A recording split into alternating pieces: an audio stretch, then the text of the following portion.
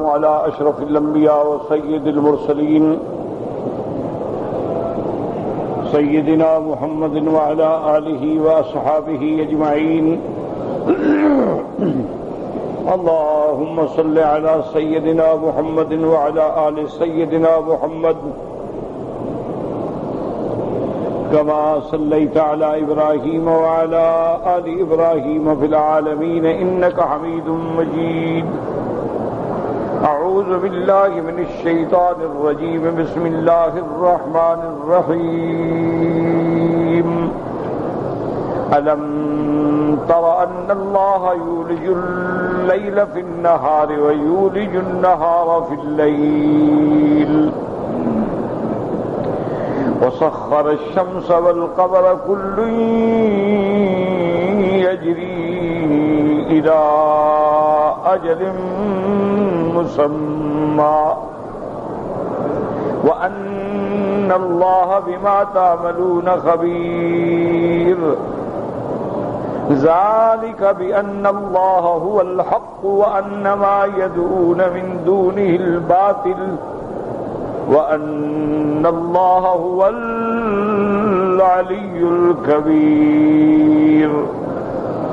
ألم تر أن الفلك تجري في البحر بنعمة الله ليريكم من آياته إن في ذلك لآيات لكل صبار شكور.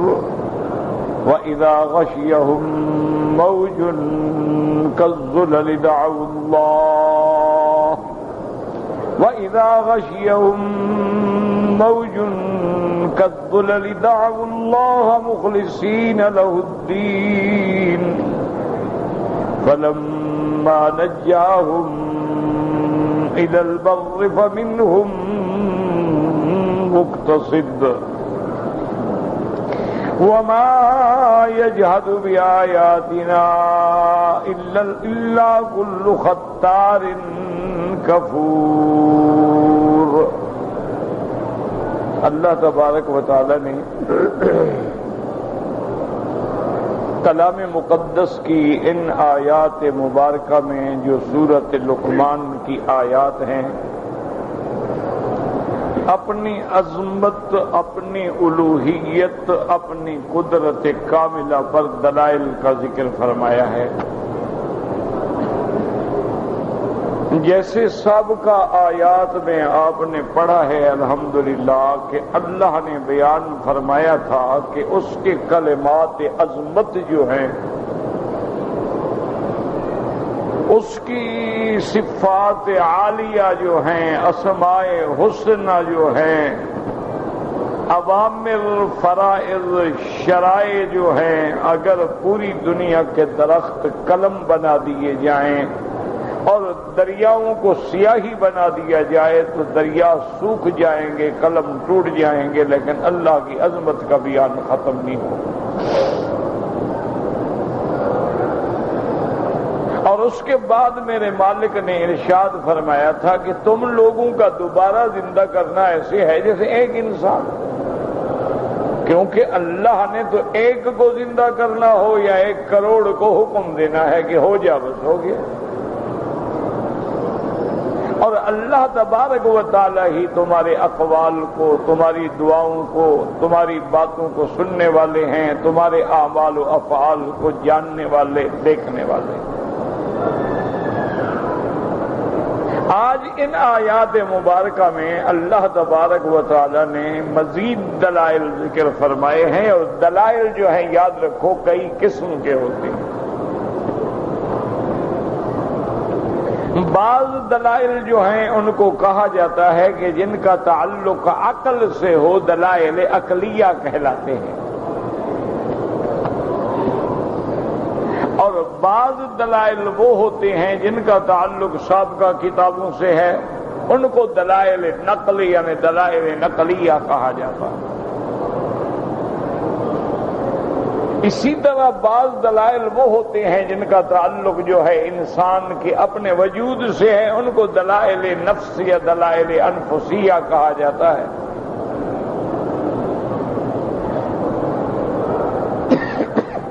اسی طرح بعض دلائل جن کا تعلق آسمان سے ہوتا ہے ان کو دلائل سمائی اور دلائل عالم علوی کہا جاتا ہے، اور بعض چیزوں کا تعلق جو ہے وہ زمین سے ہوتا ہے تو وہ دلائل ارضی ہوتے ہیں یا عالم سفلی ہوتے ہیں۔ اسی طرح بعض دلائل جو ہیں وہ دلائل کونیہ ہوتے ہیں کہ زمان پر جو مکان پہ اور زمان پہ اوقات پہ دلالت کرتے ہیں۔ یہ سب دلائل ہیں، اور تمام دلائل کا منتہا کیا ہے کہ ایک خدا کو پہچانو۔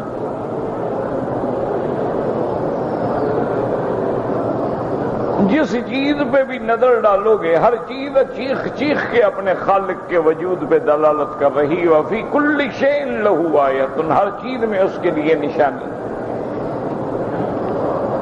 تدل علی انہ واحد، جو اس بات پہ دلالت کرتی ہے کہ اس کائنات کے بنانے والا چلانے والا ایک ہے۔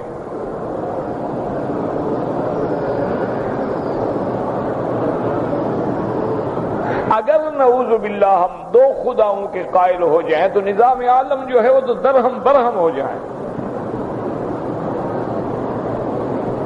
لو کان فیہما آلہۃ الا اللہ، اللہ کے سوا بھی اگر کوئی الہ ہے اگر ہوتا تو لفسدتا، نظام عالم ختم ہو جاتا،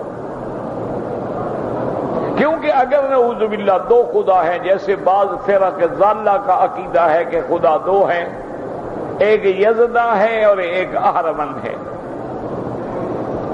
ایک خدا وہ ہے جو اچھے کام پیدا کرتا ہے، اچھی باتیں پیدا کرتا ہے، اور ایک خدا وہ ہے جس نے شیطان پیدا کیا، شر پیدا کیا، ظلمات پیدا کی۔ ان کے نزدیک دو خدا ہیں۔ تو اگر دو خدا ہوں مثلاً، اب ایک خدا چاہتا ہے کہ ابھی رات ہو، دوسرا کہے نہیں ابھی دن ہو، تو نتیجہ کیا نکلے گا؟ یا ایک غالب آئے گا، ایک مغلوب ہوگا، جو مغلوب ہوگا وہ خدا نہیں ہو سکتا، اور جو غالب آ گیا تو پھر مغلوب کی ضرورت کیا ہے؟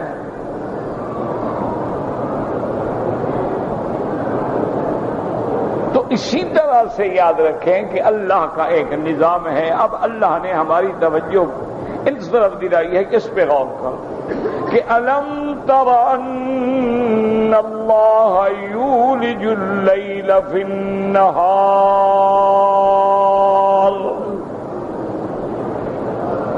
ویولج النہار فی اللیل۔ یاد رکھیں والجا یولجو یولجو یالجو منع ہوتا ہے خفیہ طریق سے کسی چیز میں داخل ہونا۔ اسی لیے عربی محاورے میں کہتے ہیں ولجت الثعلب، لومڑی جو ہے بڑے چھوٹی سی سوراخ سے بھی داخل ہو جاتی ہے۔ اس لیے داخلہ اور والجا میں فرق ہے۔ داخلہ تو مانا دخل الرجل فی البیت، وہ بندہ گھر میں داخل ہو گیا، ٹھیک ہے، ظاہر ہے جا رہا ہے اندر، لیکن جب لفظ آئے گا والجا یالجو تو مانا ہوتا ہے ایسے خفیہ طریقے سے کہ جس کو ہر کوئی نہ دیکھ سکے۔ اللہ فرماتے ہیں کہ اسی نظام پہ غور کرو، کبھی ہم چاہتے ہیں تو رات کے اندر کچھ حصہ دن کا داخل کر دیتے ہیں، رات لمبی ہو جاتی ہے، دن چھوٹا ہو جاتا ہے، اور کبھی ہم چاہتے ہیں تو دن بڑا ہو جاتا ہے اور رات چھوٹی ہو جاتی ہے، اور کبھی ایسا دور آتا ہے جب دن اور رات برابر ہو جاتے ہیں۔ اور اسی طرح دیکھو کہ ہم نے سورج کو اور چاند کو اپنے کام میں لگا رکھا ہے ایک وقت مقرر تک۔ اللہ فرماتے ہیں اسی نظام کو دیکھو کہ آخر رات کیوں بڑی ہو گئی، دن کیوں چھوٹا ہو گیا، اور پھر موسم آتا ہے دن بڑے ہو گئے راتیں چھوٹی ہو گئیں۔ پھر یہ سورج اور چاند کے نظام پہ غور کرو، ان کو کون اپنی منزلوں پہ چلانے والا ہے؟ لَلشَّمْسُ يَنبَغِي لَهَا أَن تُدْرِكَ الْقَمَرَ وَلَا اللَّيْلُ سَابِقُ النَّهَارِ كُلٌّ فِي فَلَكٍ يَسْبَحُونَ۔ اللہ فرماتے ہیں دیکھو چاند ہے، سورج ہے، اس کی ہم نے ایک مقدار، معیار، تقرار مقرر کر دیا ہے، مجال ہے کہ اس سے جلدی آگے چلا جائے یا رک جائے۔ وَالْقَمَرَ قَدَّرْنَاهَا مَنَازِلَ، اور اسی طرح ہم نے چاند کی منازل مقرر کر دی ہیں، حَتَّى عَادَ كَالْأُرْجُونِ الْقَدِيمِ۔ غور کرو، پہلے ہلال ہوتا ہے، اس کے بعد قمر بنتا ہے، قمر کے بعد پھر 14ویں کی رات آتی ہے تو بدر کامل بن جاتا ہے، اور اس کے بعد پھر گھٹنا شروع ہوتا ہے، بالکل باریک شاخ کی طرح نظر آ رہا ہے۔ اس سارے نظام کو چلانے والا کون ہے؟ اسی پہ غور کرو۔ اسی لیے جب سیدنا ابراہیم الخلیل علیہ السلام کا اپنے وقت کے بادشاہ سے مناظرہ ہوا، مقابلہ ہوا، مجادلہ ہوا، تو سیدنا ابراہیم الخلیل علیہ السلام نے اپنے خالق، مالک اور رب کی ربوبیت، الوہیت، مالکیت، خالقیت پہ دلیل پیش کی۔ اذ قال ابراہیم ربی الذی یحیی ویمیت، ابراہیم علیہ السلام نے فرمایا میرا رب وہ ہے جو زندہ کرتا ہے، موت دیتا ہے۔ ایک دن میں دیکھیں لاکھوں بچے پیدا ہوتے ہیں، لاکھوں مر جاتے ہیں۔ بادشاہ کے دماغ میں اصل بات نہ آئی کہ احیاء اور اماتہ کا کیا معنی، کہنے لگا انا احیی و امیت، یہ تو میں بھی کر سکتا ہوں۔ میں نے کہا ابھی بلاؤ جن کو سزائے موت ہو چکی ہے، قیدی آ گیا، کیا فیصلہ ہوا ہے جی؟ صبح پھانسی میں جاؤ، آزاد کر دیا۔ میں نے کہا دیکھو میں نے اس کو بچا دیا، تو میں نے اس کو زندگی دے دی ہے۔ اور قیدی کو بلایا، فرمایا، کہنے لگا قتل کر دو، کہنے لگا دیکھو اس کو میں نے موت دے دی۔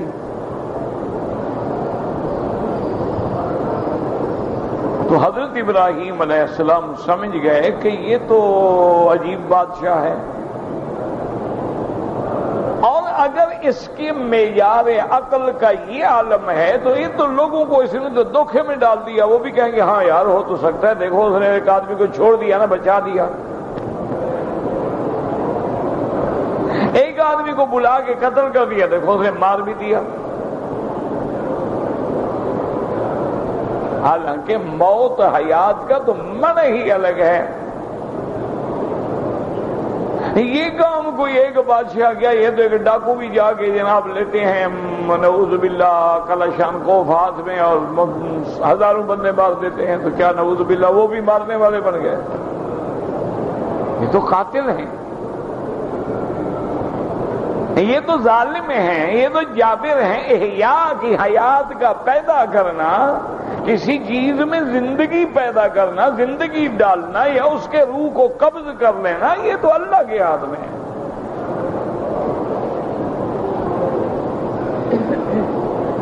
تو سیدنا ابراہیم الخلیل علیہ السلام نے پھر دوسری دلیل کی، انہوں نے کہا یہ لوگوں کو دھوکہ دے رہا ہے، اب میں ایسی بات پیش کروں کہ جس کا اس کے پاس کوئی توڑ ہی نہ ہو۔ حضرت خلیل نے فرمایا ان اللہ یاتی بالشمس من المشرق فأت بها من المغرب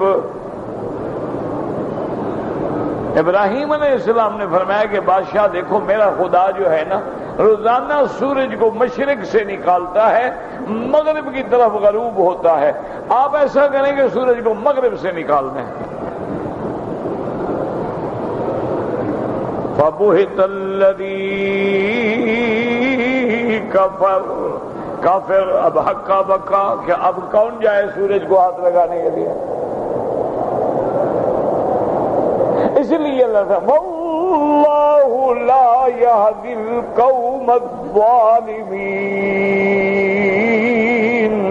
اللہ نے فرمایا جن نے اپنے نفس پہ ظلم کیا شرک کر کے، اللہ بھی پھر ان کو ہدایت نہیں دیتے۔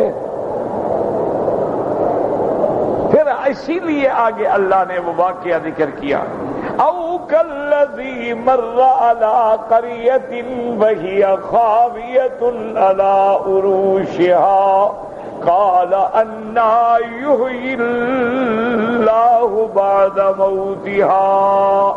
اللہ نے پھر بتلایا کہ یہ ہے موت حیات، وہ نہیں کہ بندے کو قتل کر دو یا بندے کو چھوڑ دو۔ موت یہ ہے کہ ہم نے 100 سال کے لیے موت دے دی، حضرت عزیر فوت ہو گئے، فَأَمَاتَهُ اللَّهُ 100 عام، 100 سال، ثُمَّ بَعَثَهُ، پھر 100 سال کے بعد زندہ کر دیا، اور اس کے بعد اللہ نے پھر نمونہ بھی دکھلایا کہ دیکھو میں کیسے زندہ کرتا ہوں۔ اللہ نے فرمایا کہ دیکھو فانظر الی حمارک، اپنے گدھا کو دیکھو، دیکھو کیسے مرا پڑا، ہڈیاں ہیں۔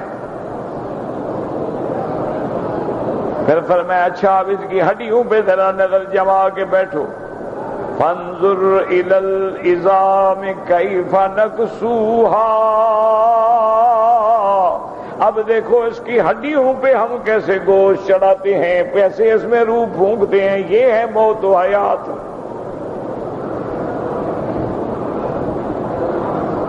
تو اس لیے اللہ تبارک و تعالیٰ فرماتے ہیں کہ ہم نے سورج چاند وَسَخَّرَ الشَّمْسَ وَالْقَمَرَ كُلٌّ يَجْرِي إِلَىٰ أَجَلٍ مُّسَمًّى۔ اب یہ جو بحث ہے کہ کیا زمین دورہ کرتی ہے یا چاند سورج دورہ کرتا ہے، یاد رکھو اسلام ان بحثوں میں اپنے بندوں کو نہیں الجھاتا ہے کہ ان بحثوں کا فائدہ بتاؤ، فائدہ کیا ہے؟ جن لوگوں نے یعنی $1,000,000,000 تباہ کر کے چاند پہ پہنچ گئے، کیا فائدہ ملا؟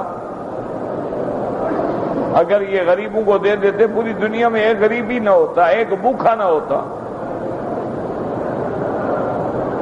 ایک اپنی بڑائی کا اظہار ہے، نتیجہ تو کچھ بھی نہیں ہے۔ تو اس لیے اسلام اس پہ بحث نہیں کرتا کہ زمین پھرتی ہے یا چاند پھرتا ہے۔ عام الفاظ جو ہیں وہ یہ دلالت کرتے ہیں کہ سورج چاند کی ایک گردش ہے، ایک رفتار ہے اور ایک منازل ہے، وہ اپنی منزلیں طے کرتا۔ اور اسلام نے جو دار مدار ہے موسم کا، حج کا، نکاح کا، عدت کا، طلاق کا، بے کا، ان سب کا مدار جو ہے وہ چاند پہ رکھا ہے۔ ہجری تاریخ کا تعلق چاند سے ہوتا ہے، شمس سے نہیں ہوتا، کیونکہ چاند سے معلوم کرنا بڑا آسان ہے۔ عام ایک بدو بھی دیکھ کے کہہ دیتا ہے جی آج دوسری کا چاند ہے۔ سورج کو دیکھنا بڑا مشکل ہے، اس کو تو باقاعدہ مشینی ذرائع سے دیکھنا پڑے گا۔ تو اس لیے اللہ نے اپنے بندوں کے لیے آسانی پیدا کر دی کہ تمام معاملات جو ہے وہ چاند پہ رکھے گئے، کہ لیلۃ القدر کا حصول ہے، رمضان ہے، عیدین ہے، حج ہے، تمام چیزیں چاند ہے۔ چاند دیکھو مہینہ شروع ہو گیا، ڈوب گیا، ختم ہو گیا، نہ نظر آئے تو 30 دن پورے کر لو۔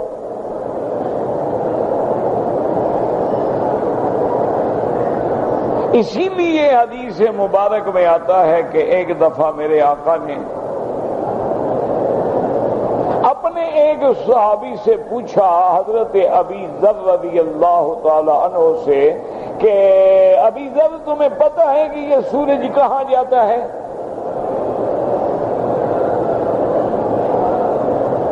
انہوں نے کہا یا رسول اللہ مجھے تو پتہ نہیں، اللہ جانتے، اللہ کے نبی جانتے۔ آپ نے فرمایا کہ سورج اپنی منازل کو طے کرتے کرتے عرش کے نیچے جا کے سجدہ کرتا ہے،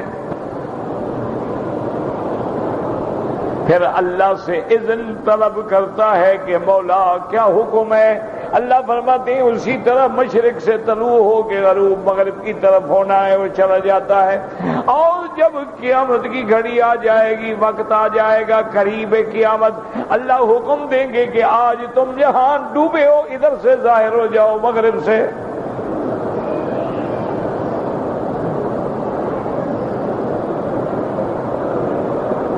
اسی لیے حدیث سے مبارک میں آتا ہے کہ یاد رکھو اذا طلعت الشمس من مغربها، قیامت سے پہلے جب سورج مشرق کے بجائے مغرب سے طلوع ہو جائے تو اغلقت ابواب التوبہ، پھر توبہ کے دروازے بند ہو جائیں گے۔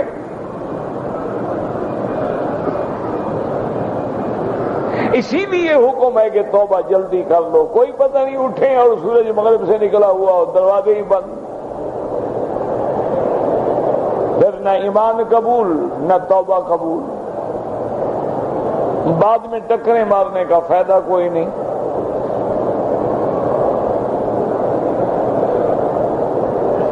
تو یہ بھی علامات قیامت میں سے ہے کہ سورج کا مغرب کی جانب سے نکلنا۔ لیکن یہاں ایک بات سمجھیں کہ بعض منکرین حدیث جو ہیں، جن کا حدیث پہ ایمان نہیں ہے، ان لوگوں نے ان احادیث مبارک کو سامنے رکھ کے اللہ کے نبی کے فرمان سے انکار کیا۔ پہلے تو نعوذ باللہ تلاعب کیا، مزاح کا اڑایا کہ دیکھو جی عجیب، یہ کیسے حدیث ہو سکتی ہے، بھلا سورج بھی جا کے کبھی سجدہ کرتا ہے؟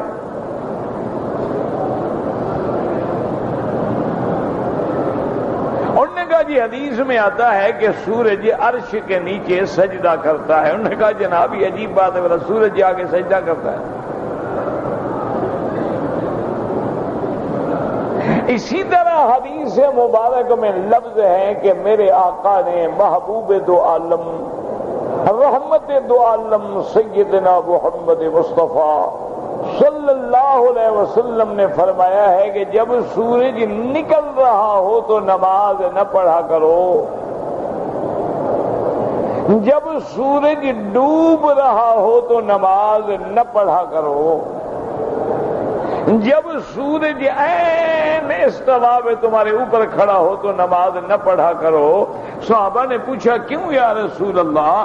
فرمایا کہ انہی اوقات میں سورج کے پجاری جو ہیں وہ عبادت کرتے ہیں اور شیطان سامنے کھڑا ہو جاتا ہے، کأنها تطلع بین قرنی الشیطان، گویا کہ سورج شیطان کے دو سینگوں کے درمیان سے نکل رہا ہے۔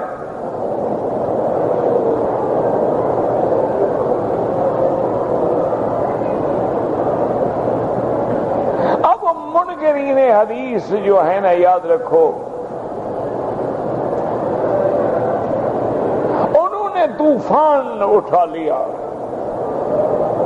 انہوں نے کہا جی ہر انسان کی پیشانی جو ہے وہ بدن کا 16واں حصہ ہے،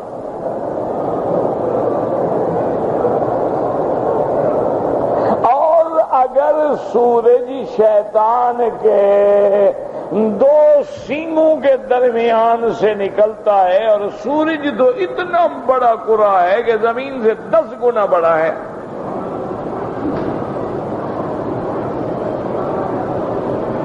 تو اگر اس کی پیشانی جو ہے 16واں حصہ اتنا بڑا ہے کہ سورج درمیان میں نکل جائے تو قد کتنا بڑا ہوگا؟ پھر تو سورج اس کے پاؤں میں پڑا ہو کیسے نکلتا ہے سینگ سے؟ ایک مذاق بنا دیا حدیث رسول اللہ۔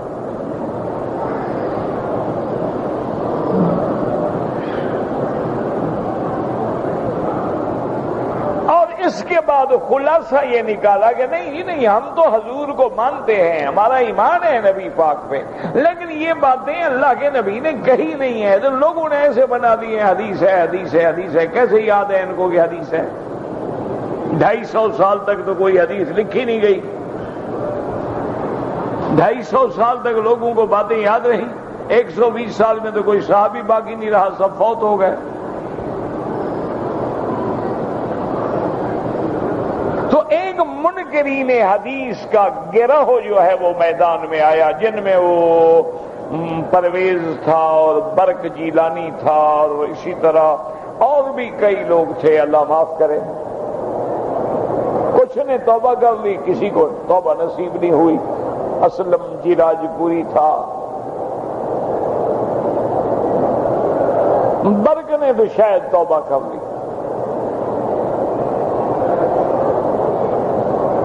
بہرحال انہوں نے جناب اسلام کے نام پہ دھوکہ دیا، طلوع اسلام، رسالے کا نام رکھا طلوع اسلام۔ طلوع ہو رہا ہے، اسلام غروب ہو رہا ہے کہ طلوع ہو رہا ہے؟ جب نبی کی حدیث نہیں رہے گی اسلام کہاں رہا؟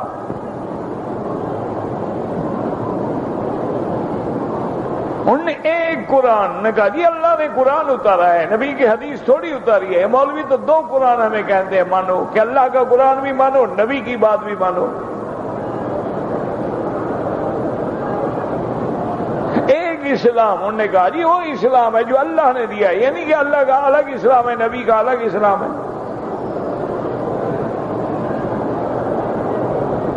اچھا یہ جتنے باطل مذہب ہوتے ہیں نا، ان میں مزے بڑے ہوتے ہیں، اس لیے لوگ جلدی قبول کر لیتے ہیں۔ وہ ہمارا ایک دوست تھا، شیعہ مولوی تھا، مر گیا مولوی، بہرحال وہ تھا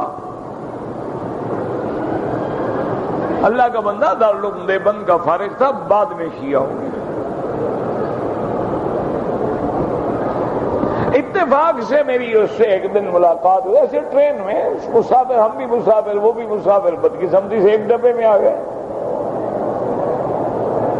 بہرحال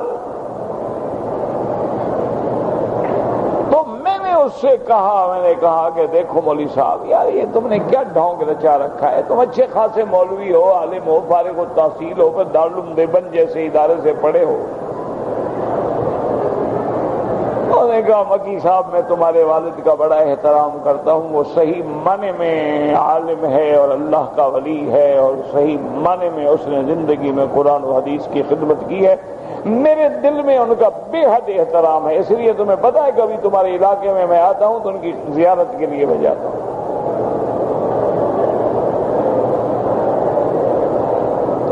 تم ان کے بچے ہو، میری تو اولاد سے بھی چھوٹے ہو، میرے تو بیٹوں سے بھی تم چھوٹے ہو، پوتوں سے بھی شاید تم چھوٹے ہو۔ اب تم پوچھ رہے ہو تو یار دل نہیں کرتا تمہارے ساتھ جھوٹ بولنے کا۔ بات یہ ہے میں بھی سمجھتا ہوں کہ میں جھوٹے مذہب پہ ہوں، لیکن اس میں فائدہ بڑا ہے نا، تمہارے مذہب میں تو کچھ بھی نہیں ہے۔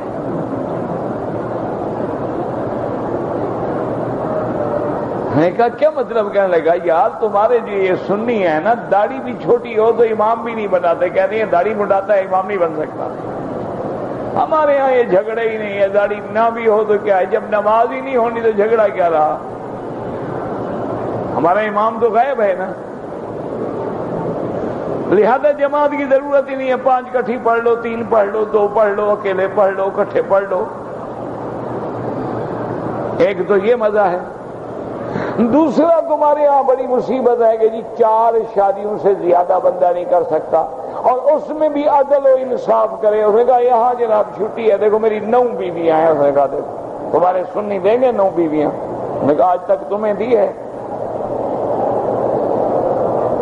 بڑے مولوی بنے پھرتے ہو، تقریریں کرتے ہو، خطیب بنتے ہو، تمہیں کسی نے شادی کے لیے دیا رشتہ؟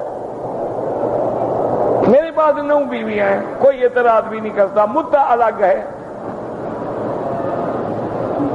پھر اس نے کہا تم لوگ بڑے سے بڑی تقریر کر لو کہ 200 ریال مشکل سے دے گا۔ ہم تو پہلے شرط کرتے ہیں کہ جناب 10,000 روپیہ تو عام تقریر کا، اور محرم کے دنوں میں ہر تقریر کا 10,000 روپے اور 1 کروڑا کار 0 میٹر کی چابی، تب میں 10 دن پڑھوں گا مجلس۔ انہوں نے کہا یہ مزے ہیں تمہارے پاس؟ انہوں نے کہا مجھے بھی پتا ہے میں جھوٹ پہ ہوں، انشاءاللہ مرنے سے پہلے میں توبہ کر لوں گا۔ مولوی آدمی مجھے پتا ہے ابھی سورج نکلنے کو دیر ہے، میں توبہ جلدی کر لوں گا۔ میں نے کہا چھوڑو بے وقوف نہ بنو، کیا پتا توبہ کرنے کی بھی اللہ توفیق دے گا یا نہیں۔ جب جانتے ہو کہ جھوٹ ہے پھر کیوں کھاؤ؟ انہوں نے کہا لالچ ہے، اور کیا بات ہے، اقتصادی مسئلہ ہے، پیٹ کا مسئلہ ہے، کوئی مذہب کا مسئلہ نہیں۔ انہوں نے کہا تمہارے سنی تو سننے ہیں نا، یہ ہیں کھلے دل کے لوگ ہیں، شادیاں کرو، متے کرو، جو مرضی ہے کرو، چھٹی چھٹی ہے۔ اسی طرح منکرین حدیث ہیں، جب حدیث نہ رہی نماز ختم، جب حدیث نہ رہی نصاب زکوٰۃ ختم، جب حدیث نہ رہی تو پھر جناب اضحیہ اور قربانی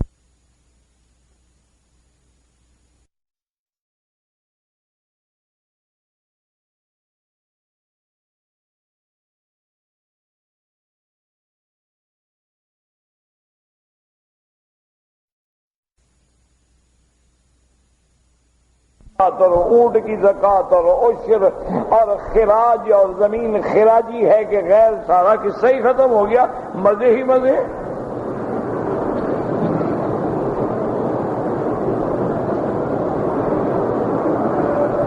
جب حدیث ہی نہ رہی تو پھر تو مزہ ہو گیا نا کہ بلا تکرہوہن، کہ لڑکیوں کو زنا پہ جبر نہ کرو، اپنی مرضی سے کریں تو کوئی بات نہیں۔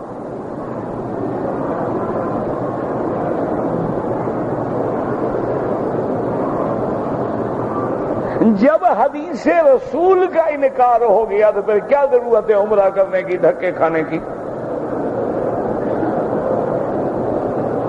جب حدیث رسول کا انکار ہو گیا تو یہ کہاں پھر پڑھیں گے قرآن میں کہ عشاء کی 4 رکعتیں ہیں، مغرب کی 3 ہیں، فجر کی 2 ہیں، پہلے 2 سنتیں ہیں، پھر بیٹھے رہو اشراق کی 2 رکعت پڑھو، پھر ضحیٰ پڑھو، پھر اوابین پڑھو، کس سے سارا چھٹی ہو گئی۔ تو مزے ہی مزے ہیں نا، باطل مذہب ایسے نہیں چلتے، کسی لالچ میں چلتے ہیں۔ اس لیے انہوں نے بڑا ڈھونگ رچایا کہ جناب شیطان کے 2 سینگوں کے درمیان سے سورج کیسے نکلتا ہے۔ حالانکہ یاد رکھو یہ تو محاورے کی بات تھی۔ جیسے دیکھو نا، آپ کو یاد ہوگا یا آپ کو بھی کبھی تجربہ ہوا ہوگا، عید کا چاند ہو یا رمضان کا چاند ہو اور لوگ دیکھ رہے ہوں اور ایک ساتھی دیکھ لے باقی کو نظر نہ آئے، وہ کہتے ہیں یار وہ دیکھو ستون کے پیچھے دیکھو نا ذرا، وہ یار نہیں نظر، اور کہو دیکھو چلو میری انگلی کے پیچھے دیکھو، اب انگلی کے پیچھے چاند آ جائے گا۔ یہ محاورہ ہے۔ اسی محاورے پہ میرے محبوب نے فرمایا کہ اس ٹائم میں شیطان سامنے کھڑا ہو جاتا ہے، خوش ہوتا ہے کہ لوگ شاید میری عبادت کر رہے ہیں، وہ ایسے سامنے کھڑا ہوتا ہے کہ گویا کہ چاند اس کے شیطان کے سینگوں سے نکل رہا ہے۔ یہ معنی تھوڑا ہے کہ اتنے بڑے سینگ ہیں کہ واقعی سورج نکل رہا ہے۔ یہ تو ایک بات سمجھانے کے لیے ہے۔ اسی طرح یاد رکھو کہ سجدہ کرنا جو ہے سورج کا، وہ سجدہ مولوی مکی کا سجدہ تو نہیں ہے کہ اب تم غور کرو کہ ہاتھ زمین پہ رکھے گا، پیشانی زمین پہ ٹکائے گا، تیرا سجدہ الگ ہے، شمس و قمر کا سجدہ الگ ہے،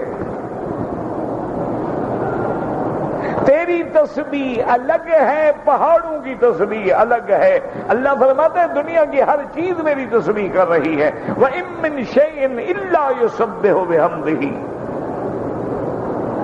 پہاڑ بھی میری تسبیح کہہ رہے ہیں، درخت بھی میری تسبیح کہہ رہے ہیں، ملائکہ بھی میری تسبیح کہہ رہے ہیں، آسمان و زمین بھی میری لیکن وَلَٰكِن لَّا تَفْقَهُونَ تَسْبِيحَهُمْ، لیکن تم ان کی تسبیح کو سمجھ نہیں سکتے ہو۔ ہر چیز کی تسبیح میں نے الگ بنا دی ہے۔ اس کی مثال دی ہے بعض علماء نے، یوں سمجھو کہ پہاڑوں پہ نظر ڈالو تو معلوم ہوگا کہ تشہد میں بیٹھے ہوئے ہیں، جانوروں پہ نظر ڈالو تو معلوم ہوگا ہر وقت رکوع کی حالت میں چل رہے ہیں، اور سانپوں پہ اور اس قسم کی مخلوق پہ نظر ڈالو تو ہر وقت سجدے میں پڑے ہوئے ہیں، درختوں پہ نظر ڈالو تو ہر وقت قیام میں کھڑے ہوئے ہیں۔ یہ ساری عبادات کا مجموعہ اللہ نے انسان کو دے دیا ہے کہ کبھی قیام میں ہے، کبھی رکوع میں ہے، کبھی سجود میں ہے، کبھی تشہد میں ہے، کبھی قعود میں ہے۔ وہ ساری عبادتیں اللہ نے انسان میں جمع کر دی ہیں، ورنہ تو ہر چیز اللہ کی تسبیح کہہ رہی ہے۔ اب سورج کیسے سجدہ کرتا ہے، سورج جانے، سورج کا خالق جانے۔ ہم سورج کو انسان پہ تشبیہ دے کے حدیث رسول کا مذاق اڑائیں، اس سے بڑا کفر کوئی ہو سکتا ہے؟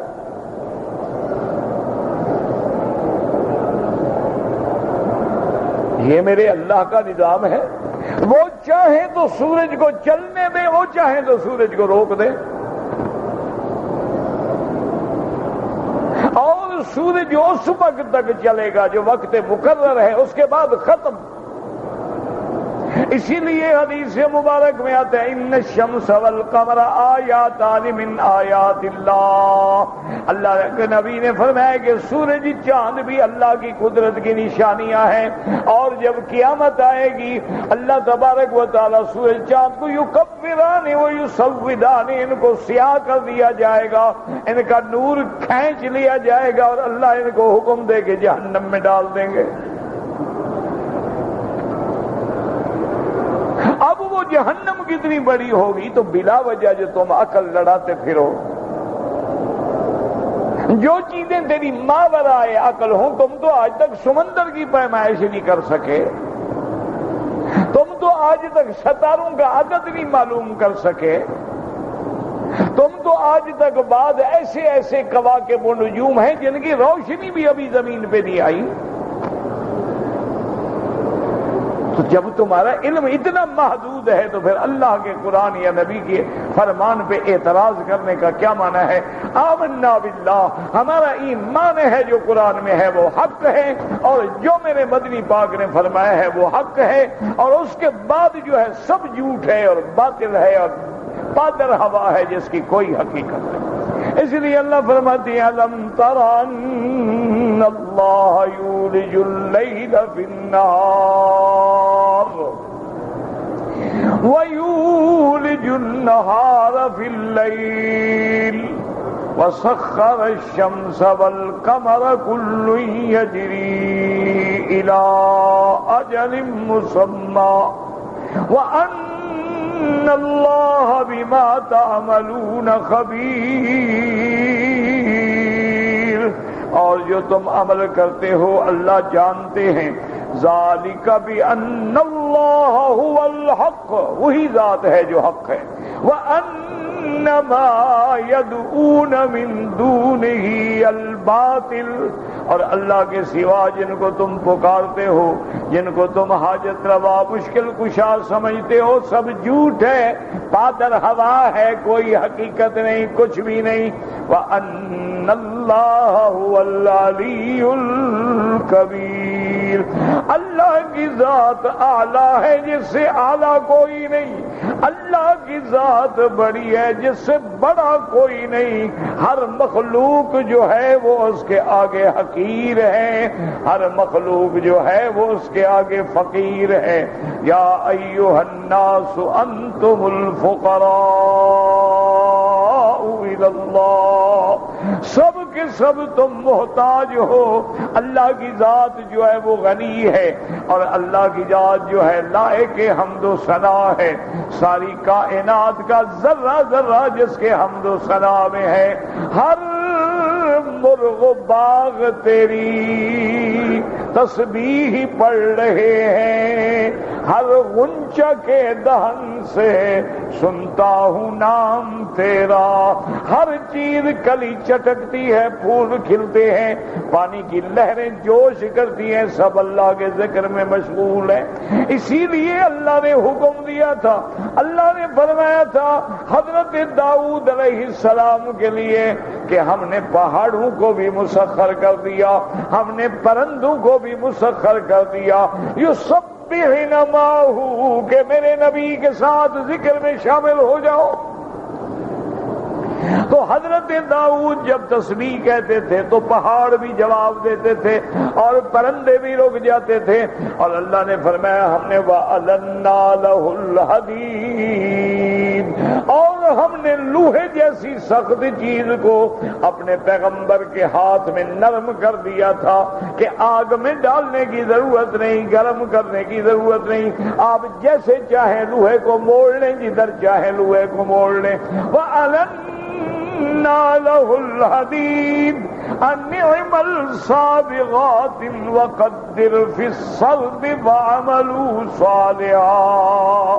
اللہ فرماتے ہیں میں چاہوں تو لوہا تابع کر دوں، میں چاہوں تو پہاڑ تابع کر دوں، میں چاہوں تو سلیمان کے ہوائیں تابع کر دوں، اور میں اگر چاہوں تو بندوں کے لیے درخت تابع کر دوں، کشتیاں تابع کر دوں، دریا تابع کر دوں، موجیں تابع کر دوں۔ یہ ساری کائنات میری ہے اور میرے حکم پہ چل رہی ہے۔ الا لہ الخلق والامر فتبارک اللہ رب العالمین۔ واللہ اعلم۔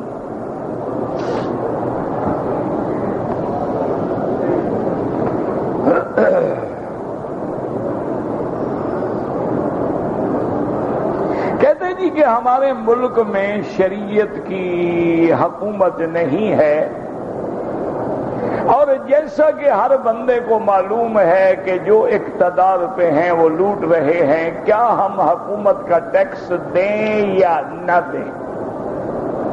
بہرحال گزارش یہ ہے جی کہ جیسا بھی حاکم ہو ہر حال میں ہمیں اطاعت کا حکم، ظلم کر رہا ہے اپنے اللہ کو جواب دے گا، جب تک کہ کفر بواہ نہ ہو، یعنی ایسا حکم ہو جو بالکل کفر ہے تو پھر ہم اطاعت نہیں کریں گے۔ گو بعض فقہا اجازت دیتے ہیں کہ اگر ٹیکس ظالمانہ ہیں تو آدمی اپنے آپ کو ان سے بچائے تو قیامت میں گنہگار نہیں ہوگا انشاءاللہ، لیکن حالات کا تقاضا یہ ہے کہ اس وقت پورا عالم جو ہے وہ ایک اضطراب و فساد کی لپیٹ میں آیا ہے، جتنی ہو سکے صبر کریں، برداشت کریں تاکہ مزید فتنے جو ہیں زیادہ نہ ہو جائیں۔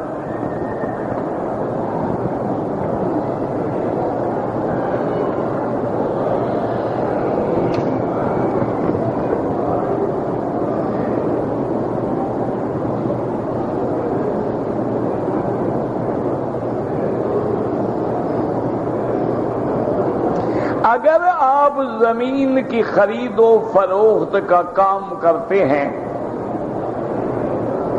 آپ سے ایک آدمی نے مثلاً 1,00,000 کی زمین خریدی، 10,000 آپ کو پہلے دے دیا، 90,000 کے لیے وقت مقرر ہوا، وہ 90,000 دے گا، آپ زمین رجسٹری کر دیں گے، اگر نہیں دے گا تو آپ رجسٹری نہیں کریں گے۔ یہ 10,000 قابل واپسی ہوگا یا قابل واپسی نہیں ہوگا؟ لیکن اکثر ائمہ اور جمہور کہتے ہیں کہ واپس کر دو، یہ اس کا حق ہے، بلا وجہ نہ دو۔ لیکن بعض فقہا کہتے ہیں کہ سودا کرتے وقت اگر تم نے یہ شرط رکھی تھی کہ بھئی یہ پیسے پھر واپس نہیں ہوں گے، کیونکہ ہم تمہاری وجہ سے 2 مہینے کے لیے سودے سے رک رہے ہیں، ہو سکتا ہے ہمیں تم سے بہتر کا حق مل جاتا، تو ہم یہ پیسہ واپس نہیں دیں گے۔ اگر وہ راضی ہو جائے اس پر تو پھر واپس نہ کرے تو گنہگار نہیں ہوگا۔ لیکن بہتر یہ ہے کہ واپس کر دیا کرو، اللہ کے خزانے بڑے ہیں، اللہ اور خزانے سے دے دیں گے، بلا وجہ اپنے سر پہ بات نہ رکھو، آخر ہے تو غیر کا حق ہے، ہم نے وہ کس بدلے میں لیا ہے؟ دیا تو کچھ بھی نہیں اس کو۔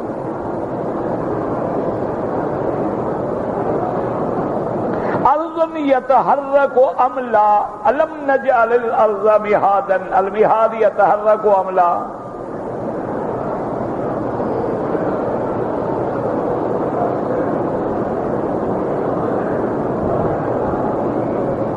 حرم میں جب داخل ہو تحیت المسجد الحرام جو ہے وہ طواف ہے، یاد رکھیں کہ جب بھی حرم میں آئے طواف کریں، لیکن اگر ہر دفعہ بندہ طواف نہیں کر سکتا، طاقت بھی نہیں ہے، رش زیادہ ہے، گرمی کا وقت ہے، تو پھر 2 رکعت پڑھ کے بیٹھ جائے۔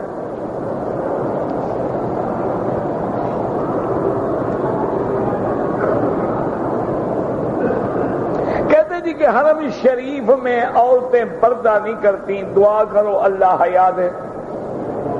جس دن مرد میں حیا آ جائے گا، عورت میں پردہ آ جائے گا۔ جب مرد میں حیا نہیں رہا تو عورت میں پردہ کیسے آ جائے؟ یہ تو ہمارا اپنا مسئلہ ہے، عورت کا قصور نہیں ہے۔ جن کے مرد با حیا با غیرت ہیں، مجال ہے ان کی عورت باہر نکلے۔ دیکھو نا، آخر اللہ کے نبی کی عورتیں باہر کیوں نہیں آئیں؟ صحابہ کی عورتیں بغیر پردے کے کیوں نہیں آئیں؟ تابعین، ائمہ، محدثین کی عورتیں پردے کے بغیر باہر کیوں نہیں آئیں؟ تو اصل وجہ یہی ہے کہ وہ اکبر الہ آبادی نے پوچھا تھا نا کہ وہ پردے کو کیا ہوا، انہوں نے کہا عقل کی مردوں پہ پڑ گیا۔ انہوں نے کہا وہ پردہ ہم سے چلا گیا، مردوں کی عقل پہ آ گیا، لہذا ہمارے پاس ہے ہی نہیں پردہ، تو ہم کیا کریں؟ یہ تو پردہ اس کا قصور نہیں ہے۔ عورت کو باپ نے بیٹی کو سمجھانا ہے، شوہر نے بیوی کو سمجھانا ہے، بھائی نے بہن کو سمجھانا ہے۔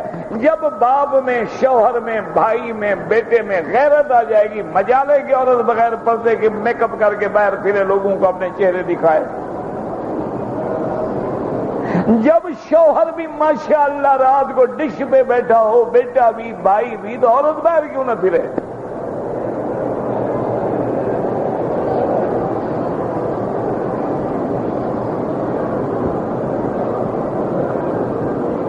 کہتے جی کہ جس آدمی پہ دم پڑ گیا ہے، وہ دم کا بکرا ذبح کر کے اس کا گوشت خود تو نہیں کھا سکتا، اس کے باقی گھر والے کھا سکتے ہیں، اگر غریب ہیں تو کھا سکتے ہیں، اگر گھر والے امیر ہیں تو پھر کیوں کہیں؟ یہ اچھا دم ہے کہ دم ذبح کر کے فریج میں رکھ دو، گھر والے کھاتے رہیں۔ وہ بابا جب دم میں مسئلہ لکھا ہوا ہے کہ ذبح کرنے کے بعد فقراء حرم پہ تقسیم کیا جائے، تو غریبوں کو تقسیم کرو، یہ کہاں لکھا ہے گھر والوں کو کھلا دو؟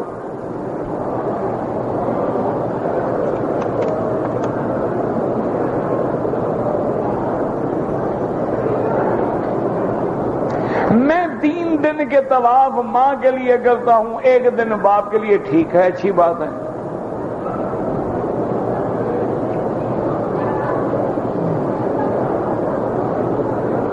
میری ایک عزیزہ رشتہ دار بچی ہے، یتیم ہے، غریب ہے، اس کی شادی ہونے والی ہے، تو میں زکوٰۃ کی رقم سے اس کی مدد کر سکتا ہوں؟ بالکل کر سکتے ہیں، اور لازمی کریں، اور زیادہ ثواب ہوگا۔ ایک تیری زکوٰۃ ادا ہوگی، دوسری اس بچی کی شادی کا مسئلہ حل ہو جائے گا۔ اس کی والدہ کو دے دو، بچی کو دے دو، کسی کو دے دو۔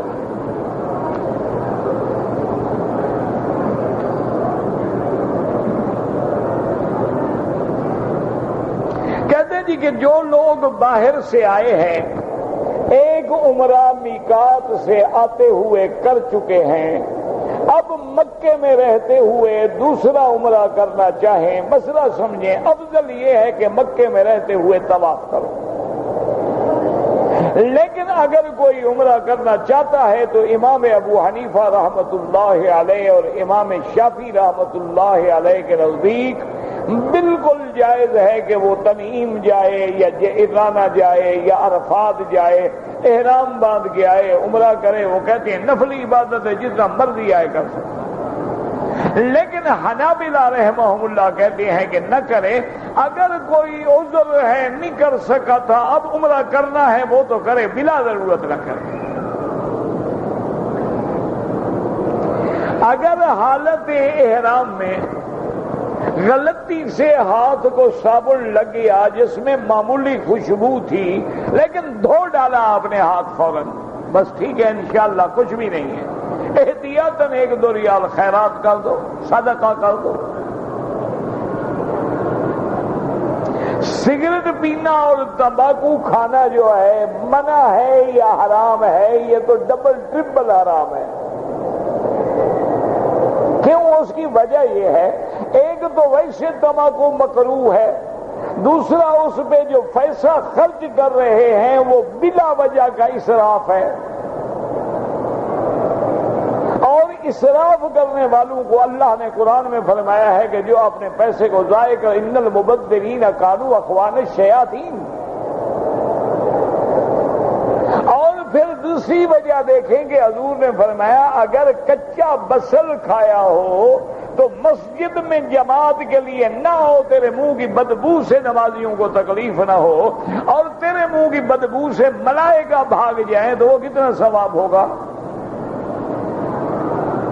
یہ معمولی باتیں نہیں ہیں۔ اور پھر روز سگریٹ پی رہے ہو، روز ڈبیاں جلا رہے ہو، کبھی 1 ریال لپیٹ کے 1 نوٹ لپیٹ کے جلاؤ گے؟ دن میں کتنی پیسہ اپنے ہاتھ سے آگ لگا رہے ہو؟ یہ تو حرام سے بھی آگے بڑھ جاتا ہے مسئلہ۔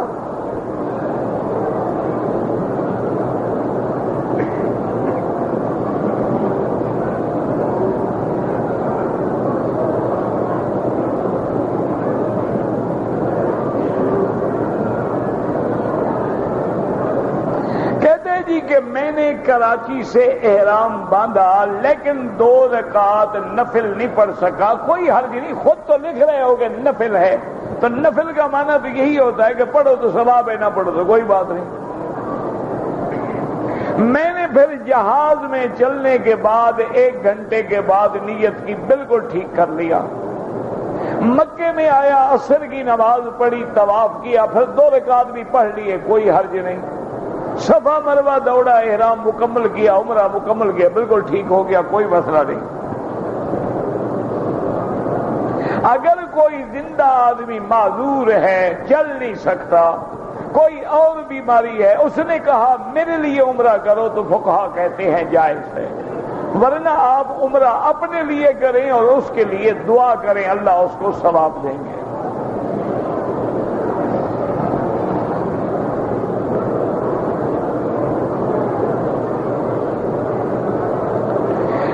جی کہ ہم نے پاکستان سے آتے ہوئے تو عمرہ کیا تھا، لیکن مدینہ منورہ سے آتے ہوئے ہم نے عمرہ نہیں کیا۔ مدینہ بھی تو میقات ہے، آپ نے کیوں نہیں کیا؟ وجہ کیا تھی؟